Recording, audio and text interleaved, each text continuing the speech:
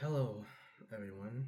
Um, my name is Pulse, or Pulse underscore zero, as you can call by my channel name, and I'll be reacting to, or I guess discussing something such as,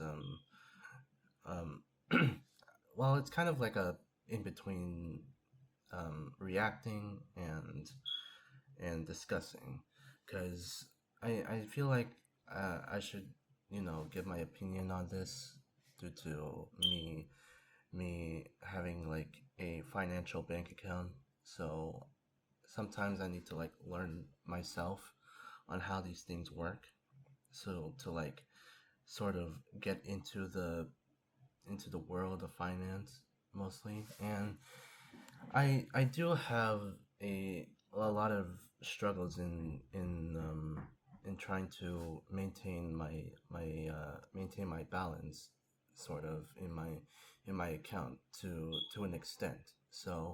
I I'll be probably learning or discussing many of these topics, and I'll probably intertwine between trying to um, balance these things out, like such as payrolls, um, like um, paychecks, um, debit or credit, all that stuff. So yeah, let's get into the video. Uh, Let's say you're at a place financially where you're able to start saving rather than living paycheck to paycheck, a situation that describes more than 1 in 3 American workers across many different income levels. and that's crazy as well, because in America, I've heard that a lot of um, like finance comes into the government, and sort of in, interjects a sort of like programmable, um, how do you call it, like a programmable income to your to your final payroll, that is that is added to your that is added to your account or your balance check, and so you get like a I don't know, let's say a weekly raise from your work or something like that, and you get like this paycheck from your boss, and it sort of like builds up that that kind of um, that kind of aspect from interjecting your balance to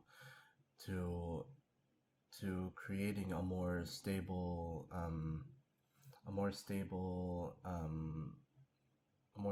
income check that will be added to your files sooner or later, that will be connected to all of this. And well, at least from what I observed. And in America, I don't think it's more any different than Canada, because I'm Canadian. Yeah, hello. Yeah, I'm a Canadian. Wow, that's mind blowing. Yeah, but so I might be a little biased, but yeah, like the economy over there in America is like, just more, I guess, like uh im- impliable, is that a word?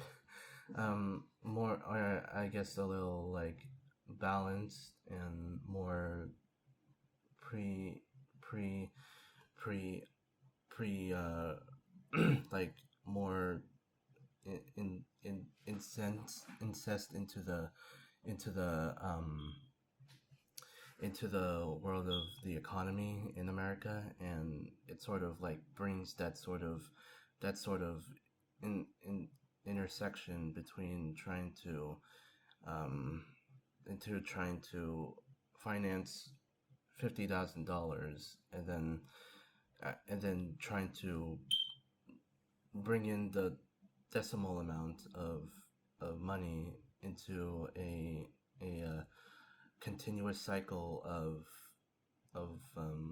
finance that someone could have. So coming from paycheck to paycheck, it's like a deal or a business that one has to like carry throughout their entire debt or something like that. After covering your monthly expenses like groceries, healthcare, your rent, or house payment, you've got $200 left over. What should you do with this money? There's two places people usually look: paying off their debt or investing in the stock market to watch the money grow and save for retirement. So, which one sets you up for a better financial outcome in the long run? There's no simple answer, but there is a rule of thumb that can help you start thinking about this.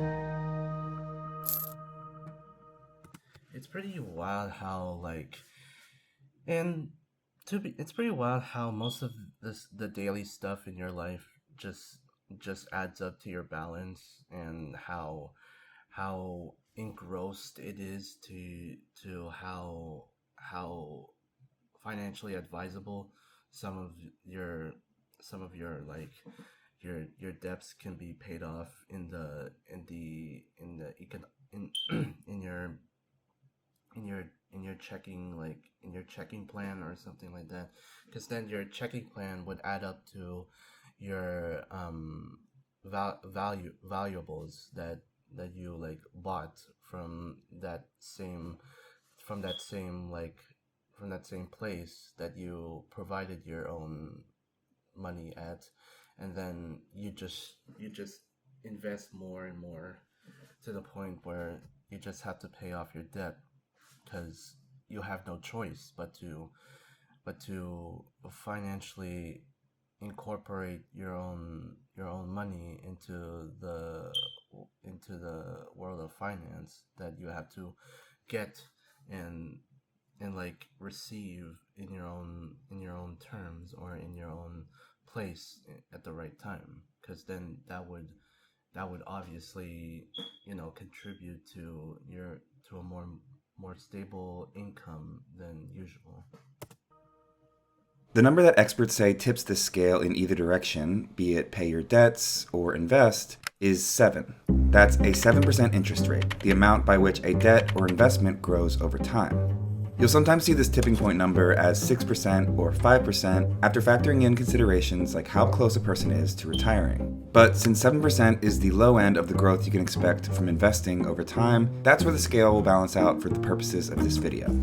If your debt has a lower interest rate, below 7%, it's considered mathematically more beneficial to put that $200 toward investing in an index fund, an investment fund that tracks the performance of a market index, like the S&P 500, for example.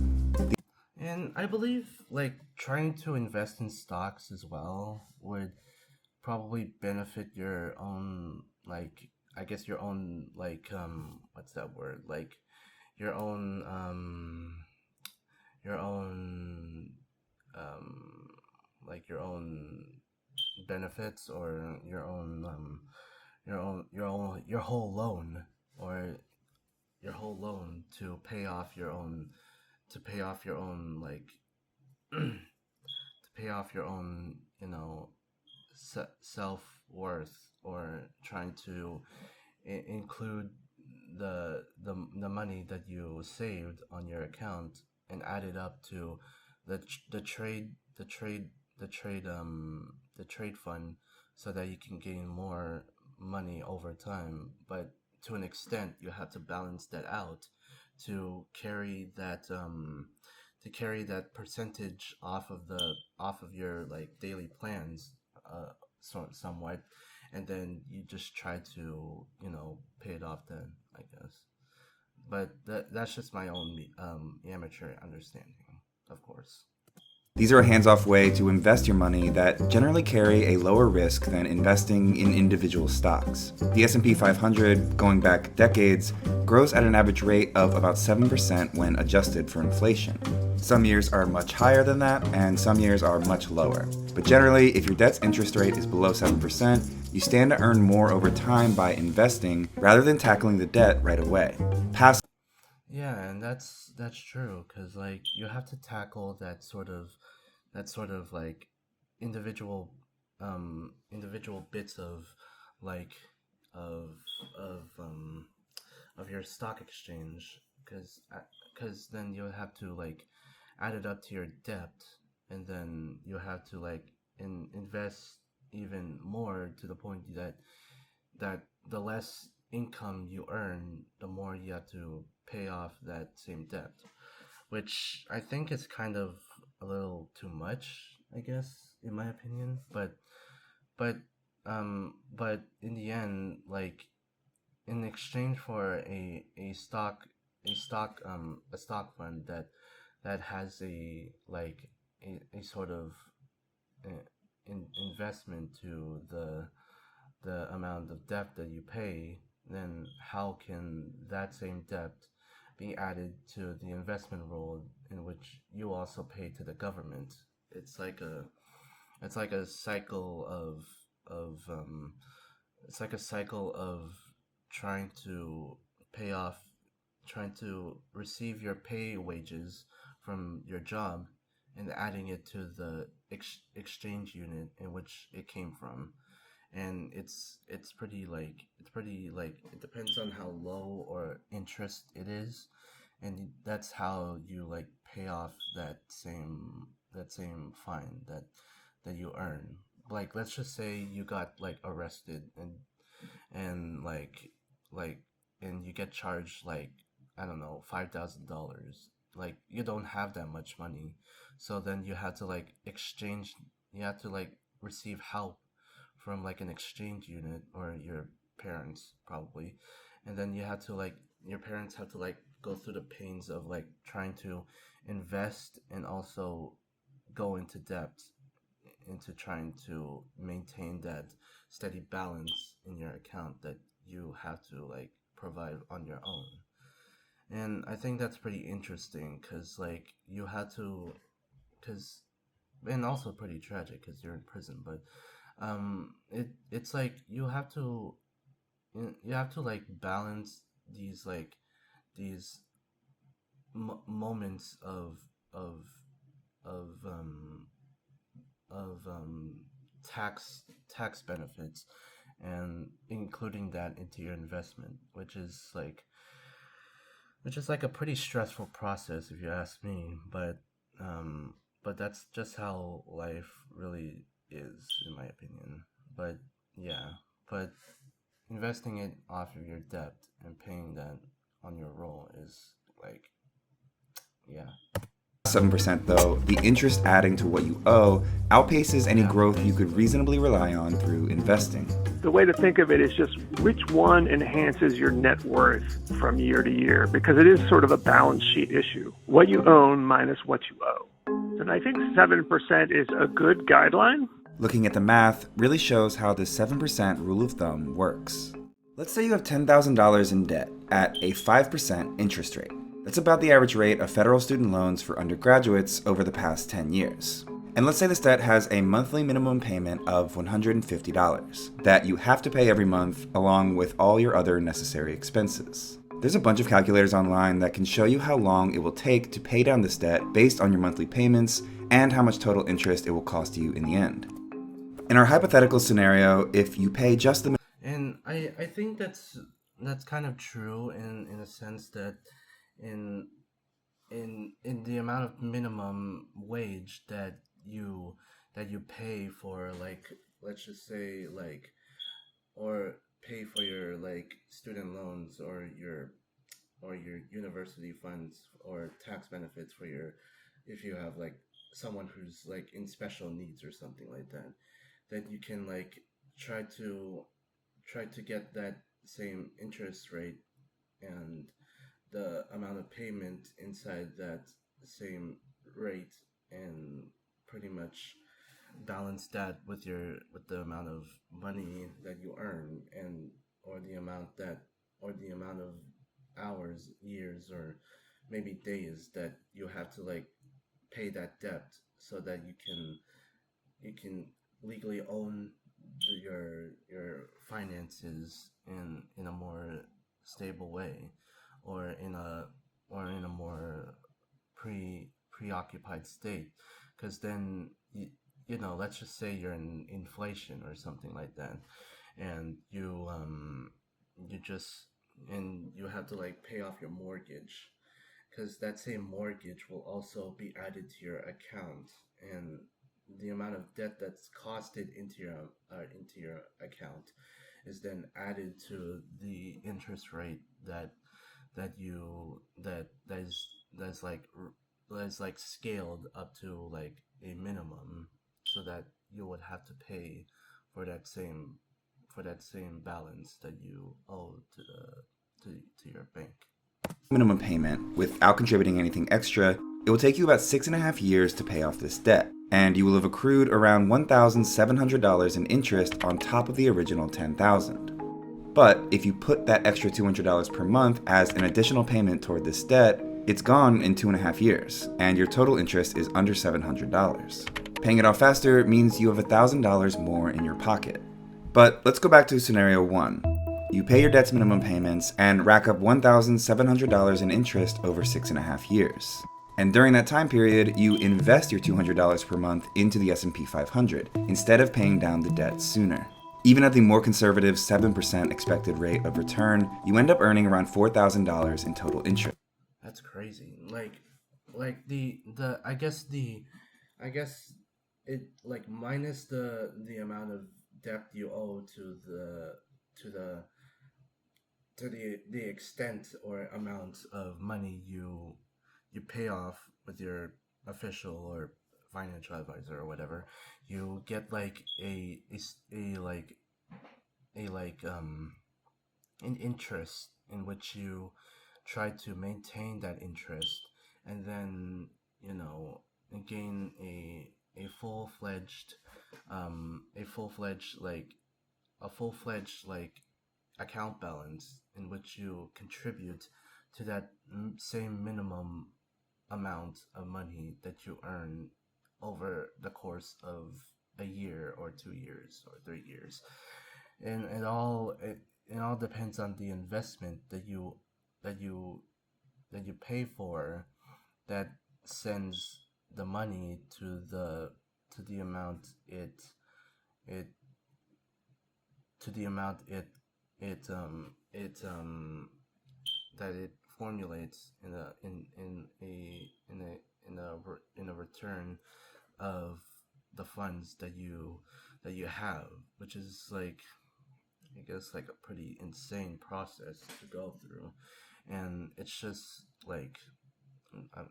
mind-boggling to like see, or to like know the amount of interest rate you earn, to the point where you have to like add to the amounts of debt that you like earn, in the sense that everything's just investing in like popsicle sticks or something like that. It's so like such a lengthy process. Like the amount of time you have to invest, and time to like an 8-point average. That's just wild. So, sure, you've added $1,700 of interest to your debt, but you earned $4,000 by investing. That's $2,400 extra in your pocket instead of $1,000 from paying off your debt faster. But now let's crank this debt interest rate up to 13%, a typical interest rate to take out a subprime loan, one given to someone with a below average credit score to buy a new car. Paying just the minimum payment, it would take you almost 10 years to pay this off, and you'd have racked up $7,800 in interest on top of the original debt. But if you put in your extra $200 per month here, this debt is gone in just under 3 years. And it's pretty like it's pretty complicated as well, because you have to like, because the amount of interest that's added to the extent of your interest that is then trying to balance its way up, it's kind of like it's kind of okay. So I wanted to sort of add it on to what I said earlier, because apparently it cuts off after after this. So because my OBS somehow like cut off for a second. But basically what I said after that is that the money that you invest would then add on to amount of payroll that you've earned, and so that would get added to the amount of finance and and account checking in that you owe, so that some of that could, easily be bought to the same company that you're investing in, because that then you'll try to, sort of implement that sort of coverage to the account that you're in, and so it sort of brings that sort of sort of in income that you've bought from, to the extent that your money is then paid off to the to the to the person you're paying your minimum wage from, and that same minimum wage would probably be enticed into that same modicum, because then that same modicum would uh, would would completely fall under the terms of use, in terms of trying to carry on your your